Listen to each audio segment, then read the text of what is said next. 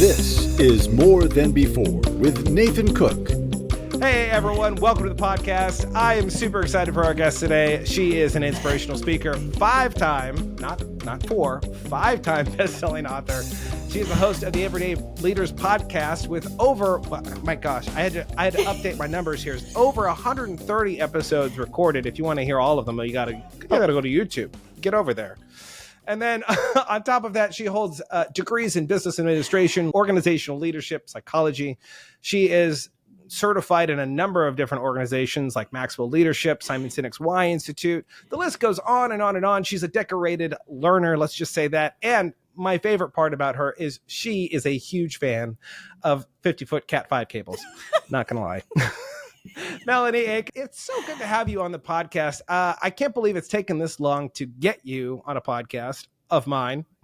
And that's my fault. But how are you doing today? I'm excited to chat with you. Oh my gosh. I am so excited. When you reached out, I was like, I get to be on your podcast? I am like thrilled. This is awesome.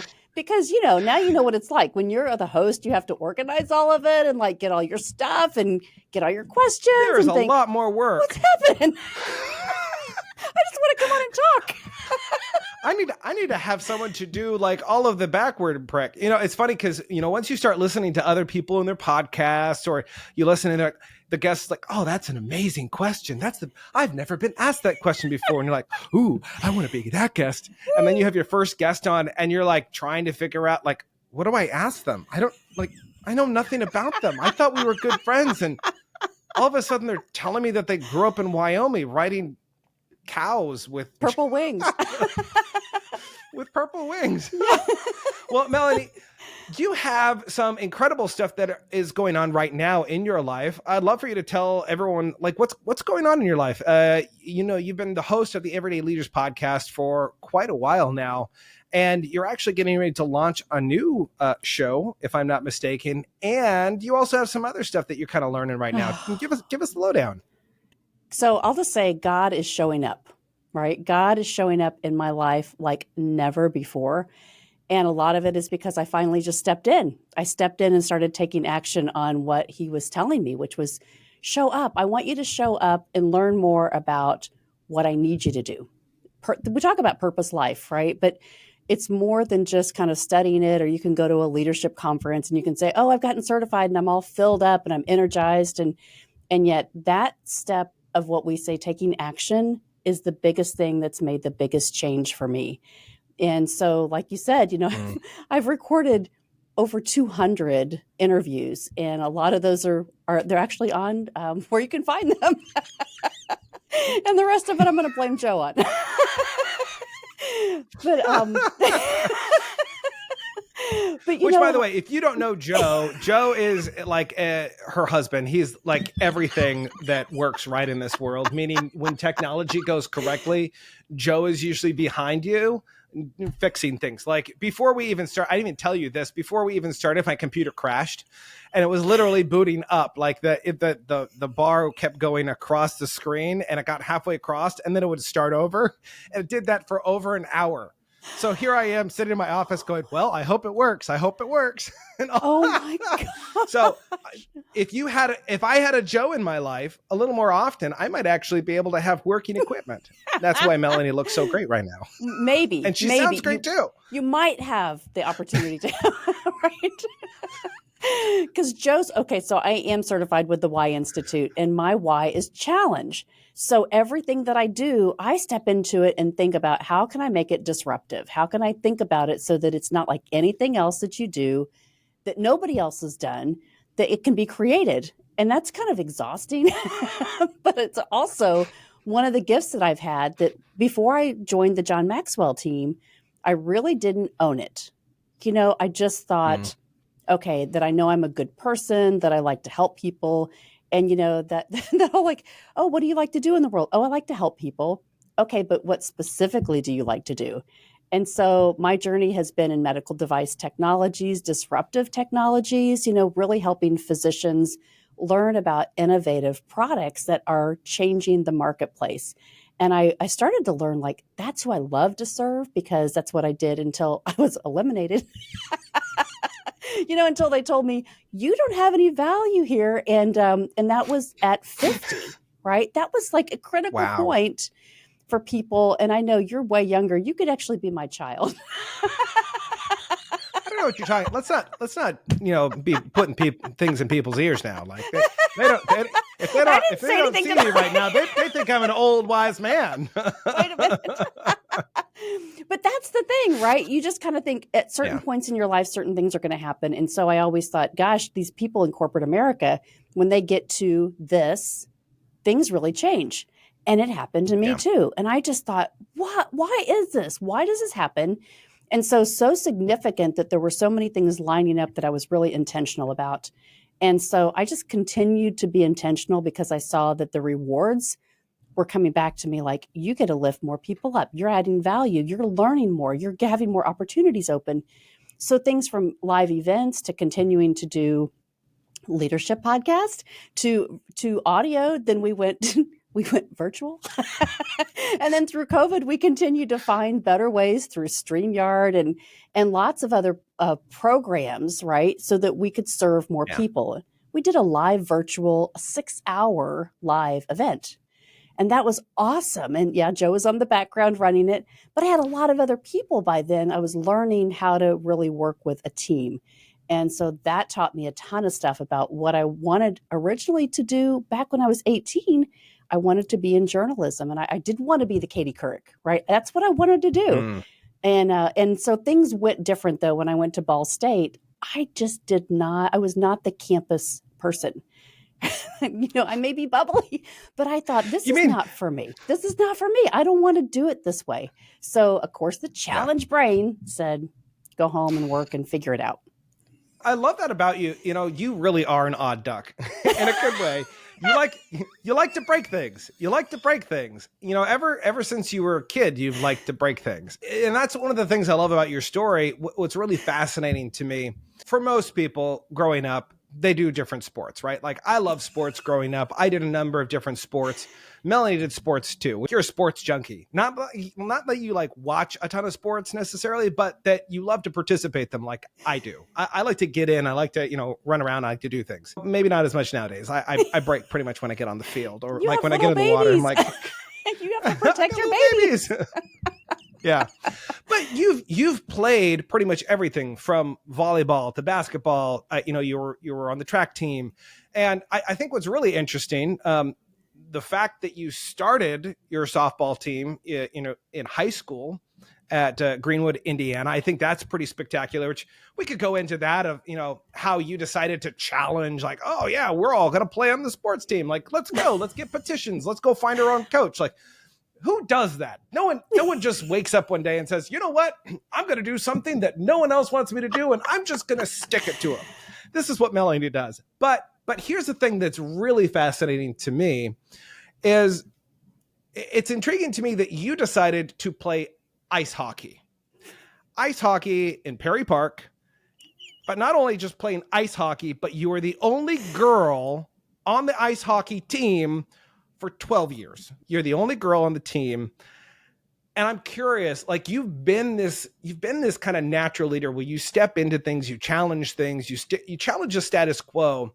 And I'm curious, what are some of the natural characteristics that you would say that you possess since you were a young girl, trying to make a change, trying to make a difference? What are those natural characteristics that you've had that have kind of been deep down instilled in you? But then I'm also curious, what are some of the qualities that you've developed over your career, right? Like, you probably didn't want to wake up Saturday morning at 6 a.m. to go to practice. But you did. That was something you developed.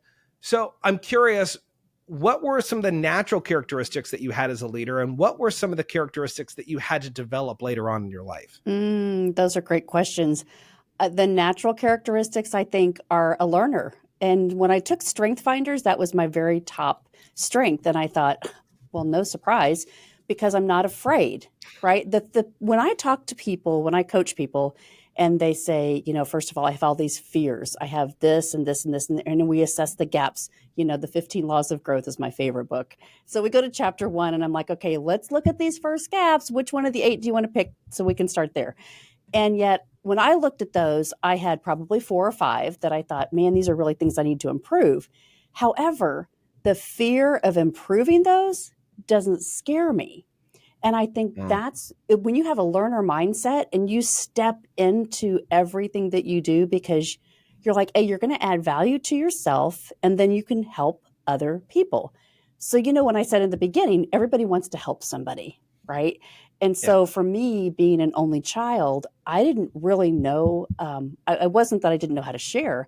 I didn't have anybody around me. It was my mom and myself, and my dad passed away when I was little. And so I had to create and make the initiative to be able to get involved in things. So I did. And I always said, yes, I want to learn and I want to collaborate and I want to help. And so going from that to what have I had to learn through my life, which was if I'm going to be able to show up and actually do something bigger, I have to have the disciplines. And I've got to figure out what does that look like. Now, I'm still not really good at that. I wish I was better. I am super consistent. You don't have the 5 things, 700 things that you do every single day, down to a patent. Like I forget to brush my teeth sometimes. And oh my gosh. I'm lucky I get out of the door with clothes sometimes. Or take a shower. Like, through COVID, I'm like, I haven't taken a shower every day. But then here's the stuff, right? Being disciplined in something that's important to you. And I've still got a list, right? A list of things that I feel like I let people down because I get so excited. I bring them to a point where I'm like, I want to do this. Let's go on this journey. And then I think, well, I'm failing in this discipline because it's just about like, I want to get everything done so fast and I want to help so many people. And so today it's like, how do I form teams and communities to help me be better disciplined? And that's what I've really learned. And that's why I think right now I'm able to sustain so many programs at the same time that are running parallel that I listen and I try to lean in and I try to understand what's happening so that I can create a community around it. And that's why I'm having so much fun right now. When it comes to disciplines, because we all have disciplines in our life, whether we like to admit it or not, it's whether they're good disciplines or bad disciplines. Some of I heard that somewhere. I find it fascinating. You've been doing this proverb challenge for 1,425 days. Over that at this point, it's a daily thing. Like I don't even remember to take a shower every single day, and you're doing this on a daily basis. How do you commit to something like that for the average person? I would say it's always a quick burnout, right? We say, oh, you know what? I'm gonna get into shape, or I'm gonna do this, or I'm gonna do that. I'm gonna read like a paragraph today to help grow myself. And 5 days into it, 30 days into it, 170 days into it, it drops off.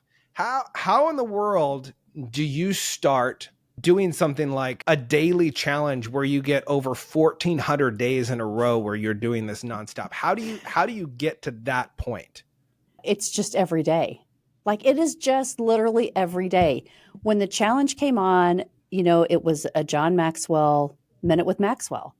And it was, if you're looking for wisdom, clarity, purpose, I want you to take the Proverbs challenge. And it was that point in my life where I owned a medical device company and I was funding 46 employees. Like it was crazy. It was the dumbest thing that I ever did in my life. And so it really hit me, right? It spoke to my heart to say, I think I probably need to do this. And so he, being my mentor, I thought, well, he's never really guided me wrong. So I got a bunch of friends together and said, I'm going to start this challenge on October the 1st because it's September and Proverbs is 31 days. So maybe October is the best day to start this. So we did. And the group that came, they needed it too. So everybody showed up because it spoke to them. It spoke to their heart where they were in their life. And so we got online, we got on Zoom in October 1st, 2019. And I had been using Zoom for a long time, so I wasn't afraid of it. And nobody else was, right? We didn't let that stop us. And so anyway, we got through 31 days, Nathan, and we learned so much about ourselves. And part of that is because we use the John Maxwell Leadership Bible. And in that, there are so many breakthrough boxes, is what we call them, and they're instructions for life, for leadership. And it really has over 600 of these throughout the whole Bible. But what we learned is, and I'll say, and we learned, not but and we learned so much about ourselves and really helped us focus on growth that we all needed, that we got so inspired, we said, we should just keep going. We should just keep going. Why would we stop now? So we celebrated. You can find my thing on YouTube where I have my little graduation cap and gown on. It was like, oh, we're going to play the graduation commencement, right? We did it. And yet we said we needed to keep going because we wanted to learn more. There comes that learner thing again. And I felt like this was something that I could own, the discipline to teach me how to overcome some of these obstacles.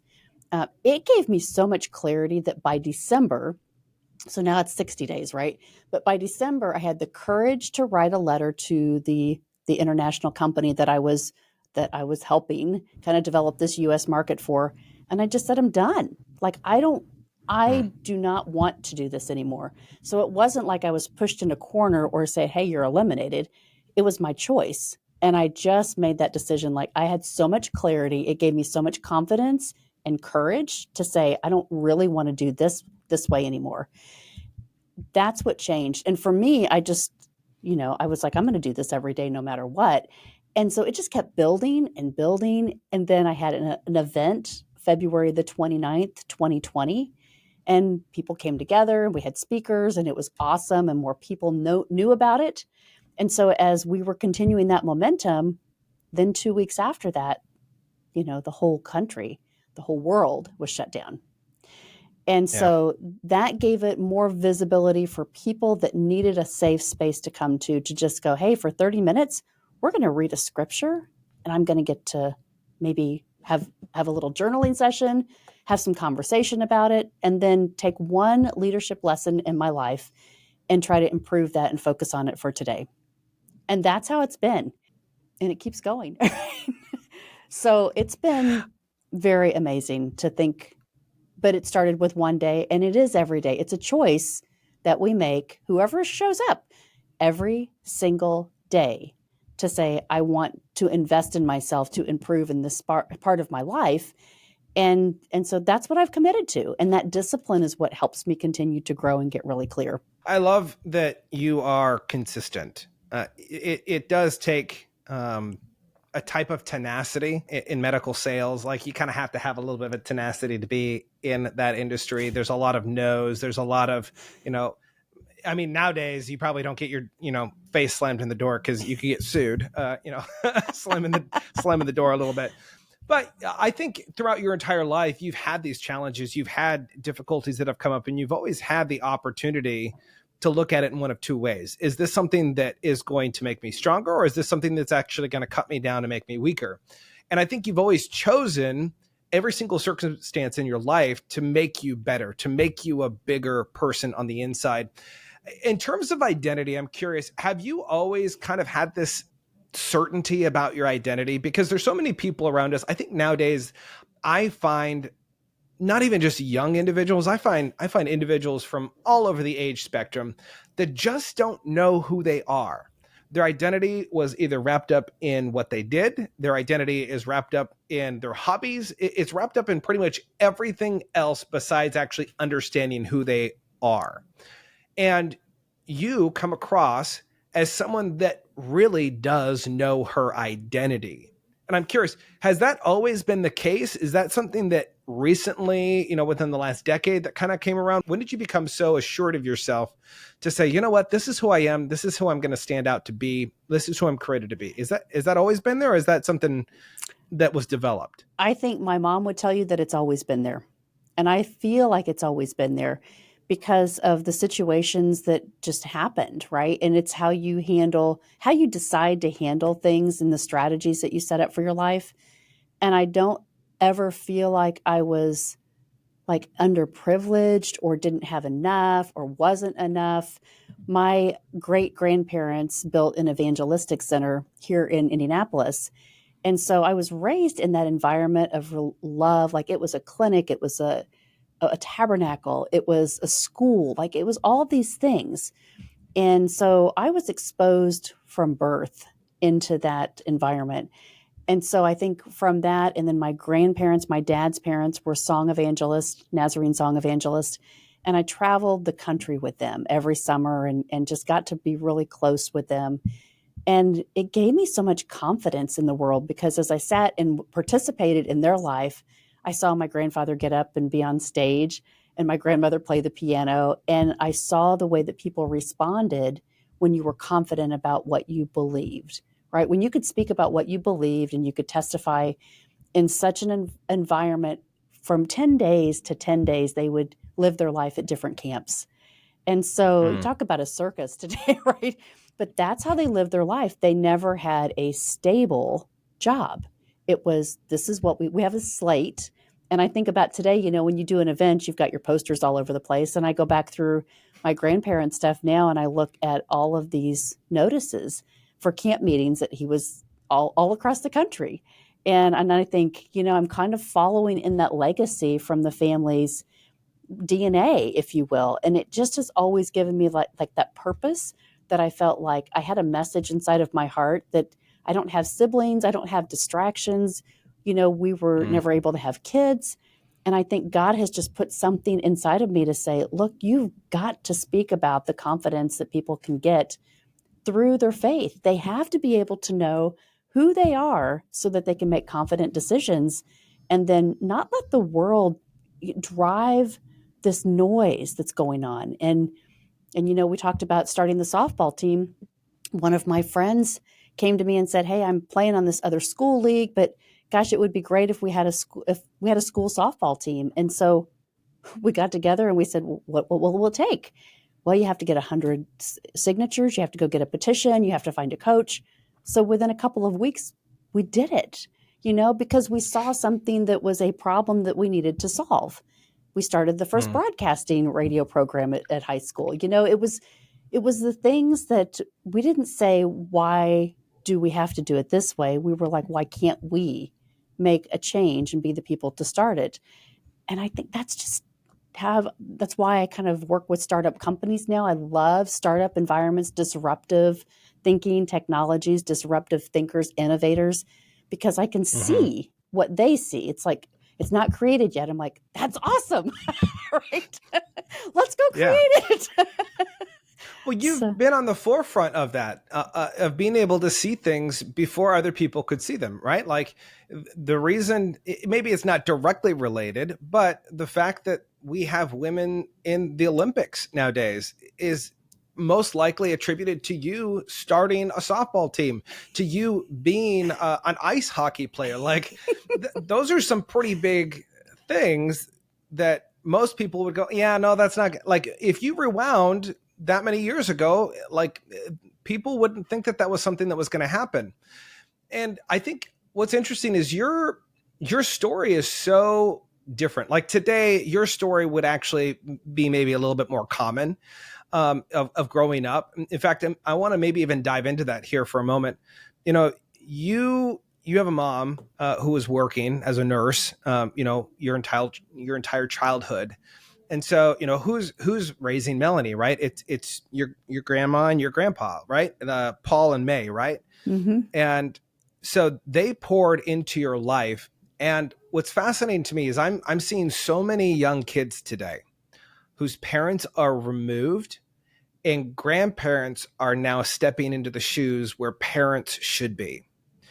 And it's kind of heartbreaking to see that, where parents aren't actually taking the initiative to raise their kids to do what is right by their own. Like you bring these offspring in, you should probably teach them something besides like leaving and going to work and coming back. Like you should actually probably spend time having dinners, right?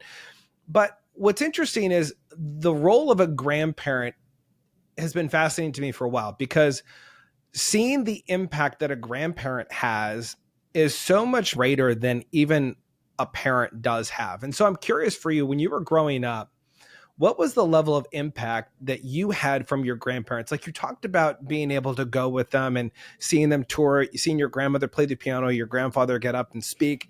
Like that's pretty impactful. But on the backside of things, when it was just you guys, what were some of those stories? What were some of those takeaways that you go, man, I really want to live my life like this because of the quality of people that they are? I love this conversation because they were the most influential in my life.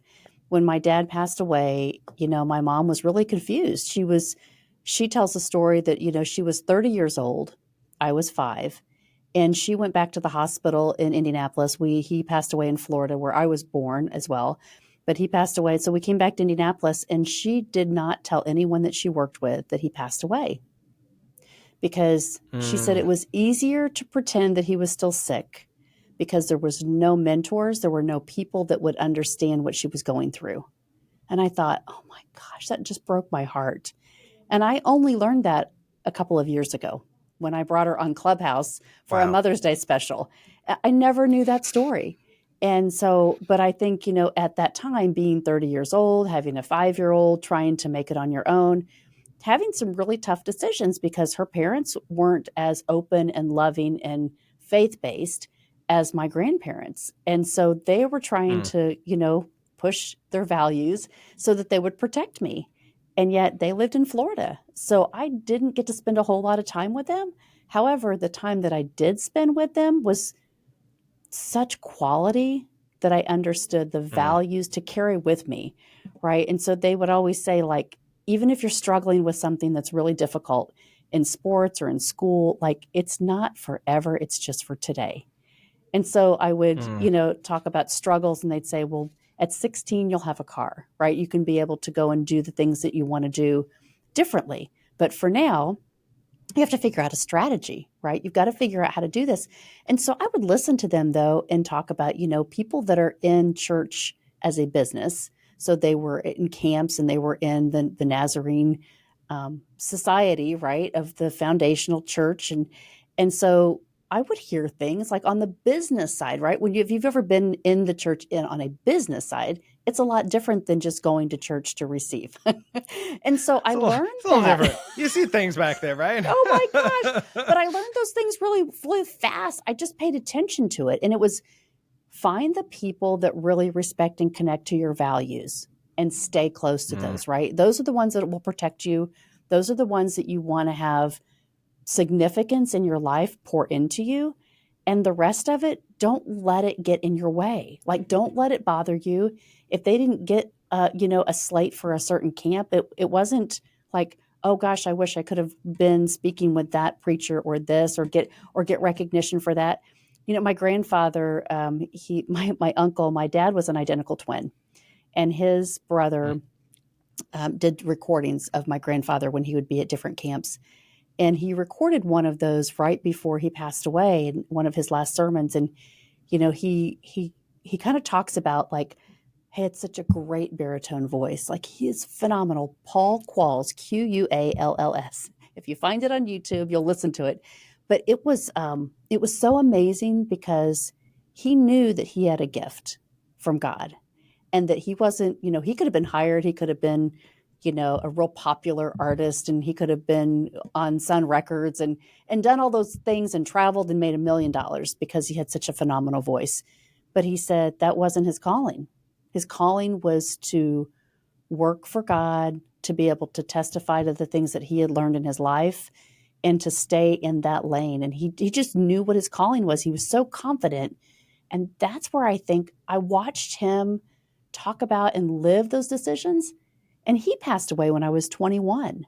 So for me, it was really hard to watch that happen and then lose somebody that I was so close to. But I took his values and tried to carry those through, and thought, it isn't that hard. You don't have to be afraid of things. You just have to be confident with who you are, and then know that that's what matters. At the end of the day, that's what matters. That's so good. I love that you say that he knew what his gift from God was. I think a lot of people wonder that, what is my gift from God? Because of the Why Institute, you do a lot of work with why and helping people understand really what their God-given purpose is. And I love that, because so many people are wandering around not knowing what their purpose is in life. one of the things I've said for quite a few years now is understanding your why is extremely important.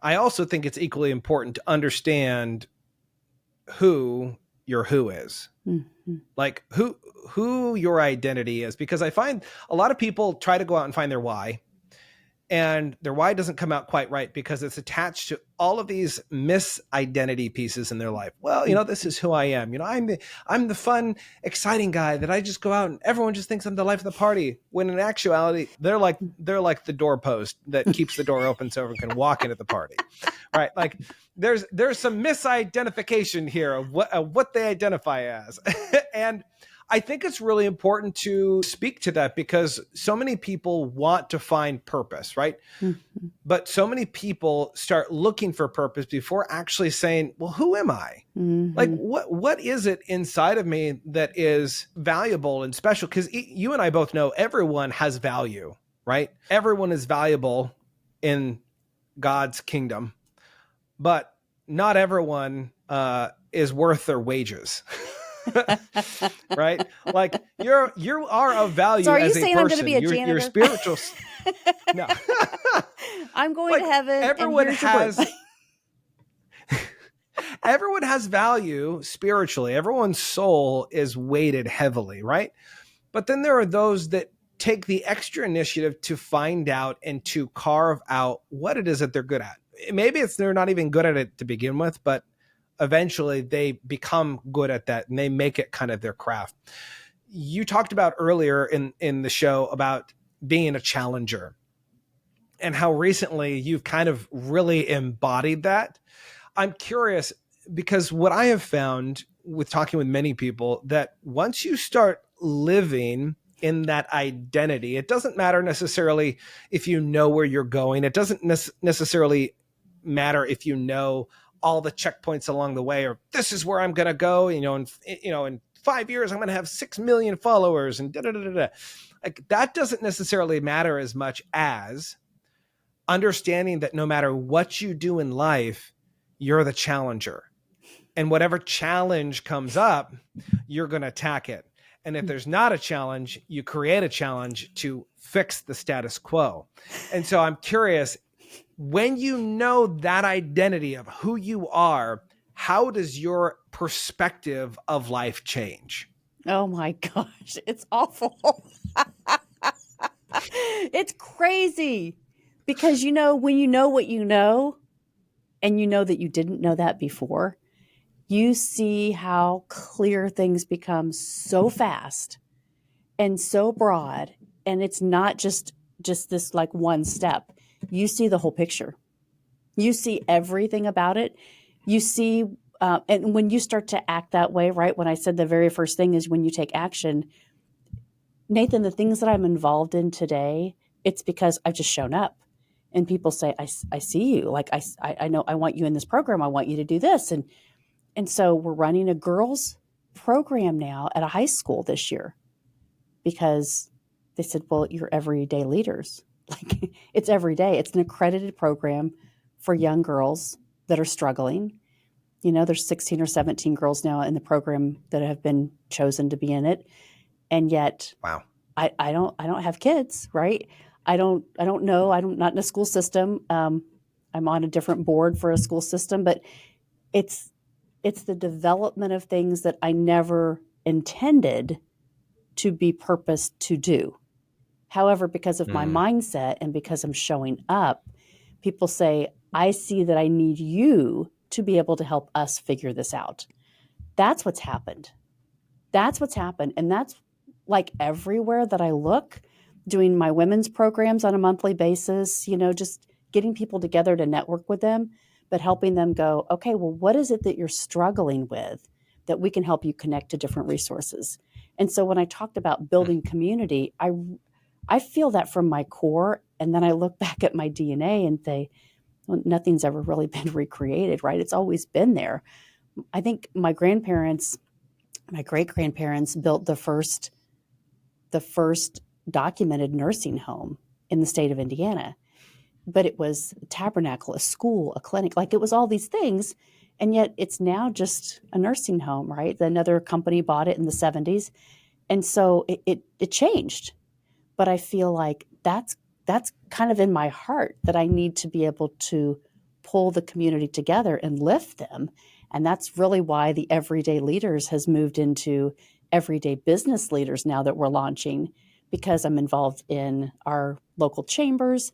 I'm involved in really giving back to women's programs. I'm involved in the school programs, and I'm on a lot of different boards. But I feel like that's how I can use my time to be the most impactful today, to be a part and build community. So that's how it's really like the learning and the discipline and all of these things, for the last 6 years, focusing on this, how to improve and get that clarity. That's what's happening. And it's awesome. Like, you just feel like I'm actually doing something that will sustain, that it will make a difference. And so that's how I want to help. Like, that's how I can help. I love that, because you're moving quickly. Like for a short period of time here, you've kind of been on the back burner. You kind of took a step back and you're kind of reevaluating things. You're like, maybe not with that same inflection of voice, but you're evaluating things. And I find it refreshing, because so many people don't talk about the stepping back piece and then moving forward, right? It's such an important aspect of growth to be able to stop, take a step back, and then move forward. And I find that there's usually there's three people here. There's the person that actually does that. They stop, they move back, and then they move forward, right? They take a second, they reflect. They're like, oh, this is a really bad idea. Maybe I shouldn't invest in, killer hornet bees. Yeah, maybe that's not a good thing for the world. And then you have other people that never stop. They're running 1,000,000 miles an hour, and they get to the point where they wake up one day halfway in a coma and they go, where am I? And life is pretty much gone, because they've spent their entire life chasing something, and they realize, oh my gosh, this was not what I wanted for my life.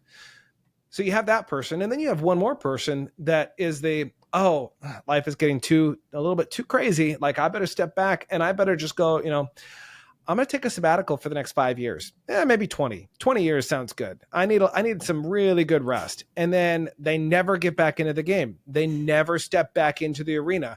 It's always just this lackadaisical, well, I'm just doing self-care. It's about me, and I need my needs. There really is a fine balance between, hey, you got to keep moving forward, and hey, you need to be able to pull back so that you have the stamina. You have to be able to have that space in your life to be able to comprehend what's going on. How important has that lesson been in your life, to be able to stop, reflect, and then move back in? It's been huge, because, when you kind of take a moment and you say, I need to evaluate the things that we're doing and what's actually happening. Like, running a podcast before COVID, before things were like crazy, and you were like, oh, you're having a leadership podcast? What's that about? But it was because I wanted to learn from people, right? It goes back to that whole learner thing. I really wanted to understand. John Maxwell inspired me so much to say, what are you doing to help other people? And so as I left that conference in 2017, I was like, oh my gosh, I have this responsibility. I'm turning 50 in January. What am I going to do? And it wasn't to climb a mountain. It wasn't to do, to run a marathon. It wasn't to have a party. I was like, my grandparents were 50 years old when I was born. So it was my time to honor them, to do something, to create some type of lifting people up, celebrating people, using my journalism, love for technology and getting Joe involved. and really saying, how can I do this? Not like everybody else. How can I theme it so that it will be something that I will hold myself accountable to, be disciplined about, and enjoy the journey? And so my birthday, January 12th, which is the second week in January. And one night we were just sitting on the couch, and it really came to me that I was like, I want the program to be about consistency, about everyday leadership. So we should call it Everyday Leaders. And if I work this magic number of 50 in, I'm turning 50, my grandparents were 50. Gosh, it's 50 weeks in my 50th year. Let's do a 50 and 50 theme, right? So that's where I kind of think like my disruptive mindset is like, I don't have to think of the right theme. I don't have to do this. But yet when you are thinking into it so hard and you're taking that time, right? John will tell you, go to a chair, go to your favorite place, like take that time in the right space to think through something. And all of a sudden these ideas come to you that you say, these are something that are so valuable to me in my life. It's not just go do this, right? It's not like go do this, have the noise, go do it like everybody else, just get on the air, make sure you're on every day. Like, no, that wasn't what anything was about. It was to honor something in my life that was important, that I valued, and that I could share that with the world. And so here it is, like 2023. It's been, this is kind of the 6th year going. So we're launching this Everyday Business Leaders. And I love the process that it has brought me back into, because I'm not on a plane traveling with medical device companies. I'm actually in the community, serving the community. So this is the next right step, right? It all makes sense to me. I want to rewind way back with you for a moment. And I want to touch on something. I think there's a cool lesson in here. As a father myself, spending time with my kids is really important. I love how you talk about quality time. Quality time is the most important time. Even though you didn't get to spend a lot of time with your grandparents, the time that they spent with you was quality. It was invested time. And Melanie, I know that you had a very, very small window of time with your dad before he passed. I believe you were 5 when he passed. And during that time, I've heard you say that at that point in time, he was a stay-at-home dad, which is very rare. Like it really doesn't even really exist nowadays. For people to hear that I spend time at home with my kids, like I'm stay-at-home dad, and then I'm also full-time coach and full-time speaker and all these other things. People are like, how do you sleep? What is sleep, right? Like you can sleep when you're dead. But I'm curious for you, because you've truly cherished and talked about that time, that it was time that you got to spend with your dad. And I think a lot of kids don't get that today. I'm curious about his role in your life, even though it was brief. It was so impactful to you. How did his role in your life for those short years, how did that play into you becoming the woman that you are today? And what role do you step into most consistently now, knowing that every single day you are a leader, every single day you only have the next breath to pour into someone else? What role do you step into today? So what was the role that your father had with you and how that carried over? And how do you step in today with your current roles when you're working with, a young girl, or working with a guy who's trying to figure out what he wants to do with his life and why? Or maybe it's an old man who doesn't know what he wants to do with his life because he's wasted most of it, right? What would you say that is? He always had fun. He always had fun. We had monkeys. Yes, we had monkeys. Yeah, now you're talking curveballs. So that whole nursery rhyme that my kids have been singing for 5 monkeys jumping on the bed. 1 jumped off and bumped his head. There We was had one 4 on a monkeys motorcycle. on the bed. That like literally happened to you. You literally had them. You guys were singing the song about the monkeys. Like that's where you were the originator of the monkey song, weren't you? Right now, for the record, I am the monkey. Your father was a run. He wrote the song for you, about you, and the actual monkeys. Get off the bed. No, he was an identical twin. And I think he was kind of the instigator of the two, right? So he was the one that always challenged things. He was the one that started stuff. He was the one that they got motorcycles that looked exactly alike, which I actually have his motorcycle, which is really cool. But I can't throw stuff away. You should see my garage. But we had monkeys. And here's what's really cool about this. You're going to love this, Nathan. When I was born, my grandmother started writing in her diaries. She started that when I was born. And she wrote in her diaries until she died. And I have those diaries. And I was sitting at church one day, and Joe's on our production team. And so we were actually sitting together one day because he was off. And I don't know what the minister said, but it's something about, are you at the time in your life where you need to reflect on who may have been in that moment that you're in today? So let's go back to 1973. 1973, my grandmother was 55 years old, the age that I am right now. And so I went to her diaries and I got out the 1973 diaries. And so every day this year, I have been going through every day what she was going through as my dad was sick, as he's getting treatments at Palo Alto, as I'm starting kindergarten. Like, I want to cry right now. It's been unbelievable to think about now, after all these years, really thinking about the intention of what I've been going through. This moment, like these days right now, are exactly what was happening as he was sick 50 years ago. Again, the number 50, right? But it has been, and why was I in that service at that moment and listened the way that I listened? Maybe nobody else heard it the way that I did, but it struck a chord in me to say, you have those diaries, like you have those now. You should go look at those. And so now I'm sharing those with my mom. Like, oh, do you remember this? And she's like, oh yeah, that was our second trip to California, and this is what happened. And not a lot of people have that kind of experience, right?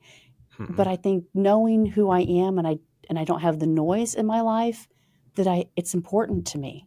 It's important for me to experience those things. So as I walk through this year, I'm like, wow, December 15th is going to be a really, really difficult day, because that's the day that he died. But I love that, right? I love experiencing, like, what was he doing? How did he feel? How hopeful was he? I learned to tie my shoes when I was in California, as we were watching Night of the Living Dead. Like, that's all documented. Very responsible adult. I won't talk about what I've been subjecting my kids. I will say, it's really funny. My wife and I, we had this altercation this weekend. Disagreement. We were visiting my folks, and the kids were singing songs with me, and they're not singing like kids songs. They're singing like adult worship songs, or just like country songs or something like that. And my wife looks at me and she says, "You've ruined our kids." And I'm like, "What are you talking about? What do you mean I've ruined them?" She's like, "They won't sing kid songs with me. They won't do bebop tunes or anything like that. As soon as I put on the music, they just say, 'Can we have dad's music? We want dad's music. Dad's music's better.'" So I love that about your dad, that he was culturing you. He's making sure you're cultured, ready for. It's documented. We rode the motorcycle with the monkey, right? I have it down in writing. In writing, this is actual proof. The only thing that would make it better is if there was video or some kind of photo of this. I know. I've got a photo of the monkey. He's in a cage in our trailer that we lived in. This was before animals had rights, so don't go, throwing fruit at her or something like that. And like, don't be throwing stuff against the wall. She's really nice. I'm sure she's really nice to animals nowadays. We'll talk about that when we get off the show. No. I tell all my nieces and nephews, like, I challenge Joe all the time, like, okay, don't do that to me because I'm going to go get a monkey. He's like, no, you're not going to do that again. What was that, Tiger King? You could be monkey queen. Right. Yeah. Hey, you know what? I like it. Everyday business leaders, if we have somebody from the zoo come in, we're going to have a monkey on here. It's funny that you say that, because coming in the studio right now, just kidding. Wouldn't that be amazing? So I love that. I love that about your dad. I'm curious about what's the role that you step into now? I love that he was the challenger. I love that he was the comedic relief. I love that he was he reminds me, just based off of what you're saying, he reminds me a lot of you. And so I'm curious, how do you step out of his shoes and into your shoes today? Like, what are the shoes that you fill as you're meeting with different people? Because, as a coach, as a speaker, as someone who has their hands in so many different things, truly adding value to people, what is that common role that you step into for people? I think giving them that assured confidence to say, just because you haven't done it the way that you see it, it can be done. We can figure it out. There's always a solution. And so don't be afraid of what you haven't tried before. And that's what I think I've always carried with me from him. It's just because you don't, nobody else is doing this. So what? It doesn't matter. Try it. You could find enjoyment in something that you've never experienced before. And that'll be a memory that you get to carry with you for the rest of your life. You are such a growth-minded individual. You're always looking for new ways to challenge yourself. Before we jumped on, we were talking about your sailing adventures. I'm curious, as a sailor, as a boat, are you a boat navigator? Do we call you captain? Captain Ake? What should we call you? Co-pilot. The Sailor Ake. I don't know. Co-pilot. It's crazy. Hey, no, I've seen photos of you with the mast. Is it the mast? Yeah, I think it's the mast that, steering it with your feet. With your feet, not even your hands. That's how comfortable she is on a sailboat. She's using her feet to steer the thing around, and people are flying left and right. You've got cocktail waiters falling overboard. No, just kidding. But, Melanie, you truly are an adventurous person. As soon as you see something that's new, you're excited to jump into it. Tell me at least one thing that you've been learning as you've been diving into this world of sailing. It's not for everybody. That would be me. I don't think it's for me. It's definitely not for. Here's the thing, right? It's how you look at it. It's the perspective, because everything on the water is in perspective of the wind. Everything, and it doesn't matter what you plan to do today. You could say, great, I look at the weather and I get up in this wind direction and I try to control all this, and we're going to go out for this beautiful sail. And then a storm comes in. We've had it happen several times. You're in the middle of the lake and all of a sudden you see these gray clouds and you're like, 5 minutes ago, it's not on the radar. What's going on? But if you're always preparing, you're always prepared. And so whatever precautions you have to take, whatever position, whatever clothing, whatever you need to do to prepare yourself for the greatest storm that comes through, you have to get ready for that, because it can happen at any moment. At any moment. It happened to us when we were sailing from Traverse City all the way at the top of Michigan, all the way down to Michigan City. Our very first day. We lost our engine. We had a rope that got tied around the propeller shaft. It was bad. And we called for help, right? We called for help.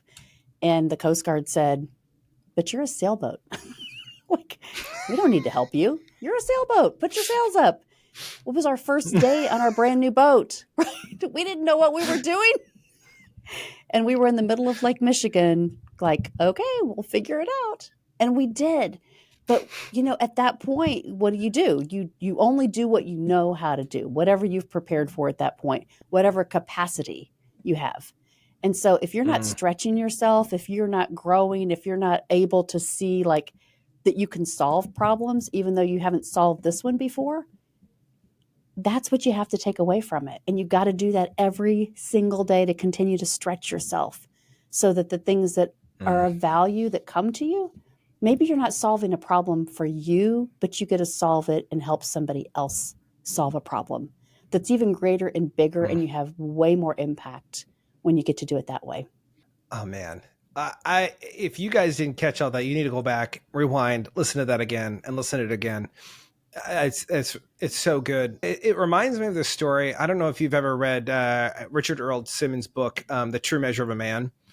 But in the beginning of the book, if I recall, he talks about this ship that's being built. It looks amazing. He gets it out to sea and everyone's celebrating that it's just the most amazing ship that's ever been built, the sailboat.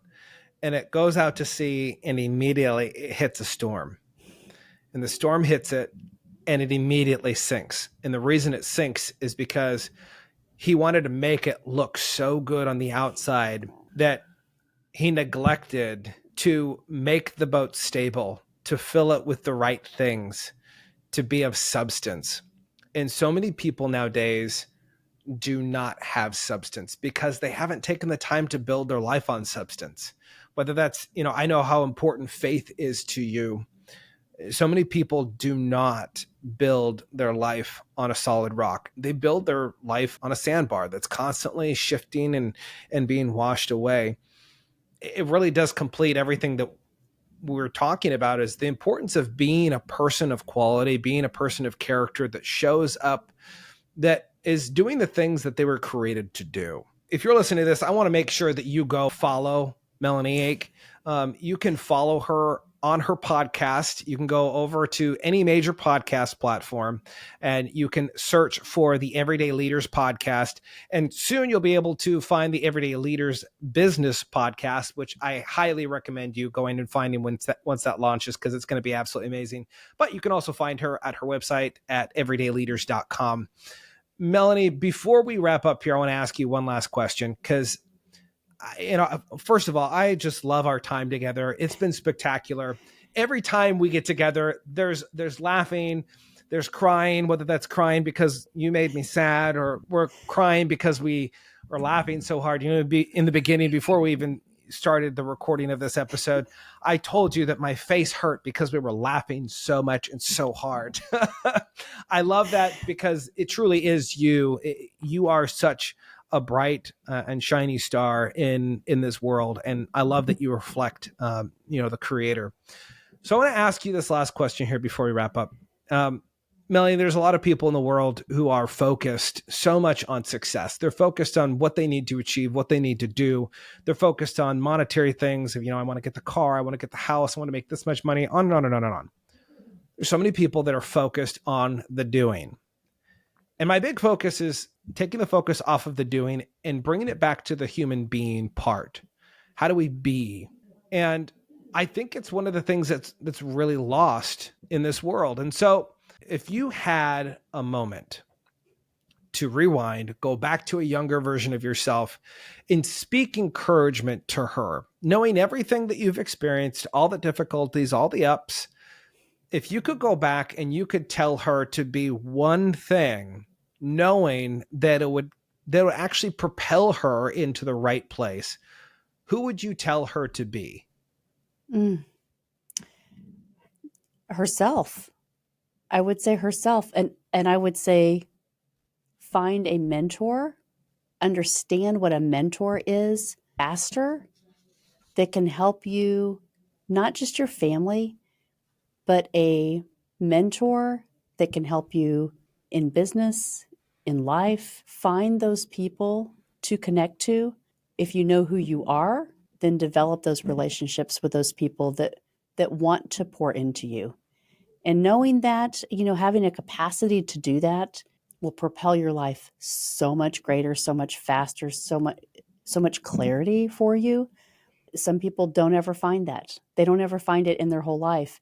But if you're confident, like I was gifted with that, I think, from birth, and then I was challenged with a lot of things that happened, but I always had the outlook, right? And so I would tell her to keep going, to keep finding, keep connecting to those people that can pour into you. When I found John Maxwell, it was a God thing. I tell a lot of people, family says that his father, Melvin, preached with my great-grandfather at our tabernacle. And it just warms my heart to think about, did that happen? And if that happened, how cool that is. And to know that my journey has purpose. For people that haven't connected back to everything in their life that they can, as Steve Jobs always says, right? Connect those dots. You've got to take time to connect those dots faster so that you can get your clarity for who you really are designed to be. You do that, your life is going to be phenomenal. So good. Melanie, thank you so much for being on the show. Absolutely an honor. We're going to have you come back, because there's so many more stories that we want to hear about, like these monkeys that are on the motorcycle and on the bed and all these other kinds of crazy things. But for those of you that are listening out there in the world of podcast world, or whether that's YouTube or fill in the blanks of where you can find this podcast, which is pretty much everywhere, we want to thank you again and remind you to be more, see more, experience more together. We'll see you next time.